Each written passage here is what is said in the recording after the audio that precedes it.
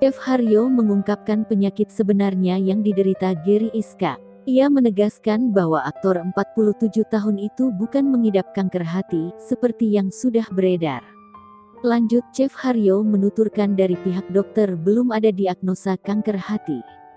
Karena untuk menyatakan itu, harus ada pemeriksaan dengan bukti pendukung. Akan tetapi, Chef Haryo menerangkan memang sahabatnya itu mengalami pengurangan fungsi hati. Meskipun kini kondisinya masih lemah, Gary Iskak sudah bisa berkomunikasi dengan Chef Haryo.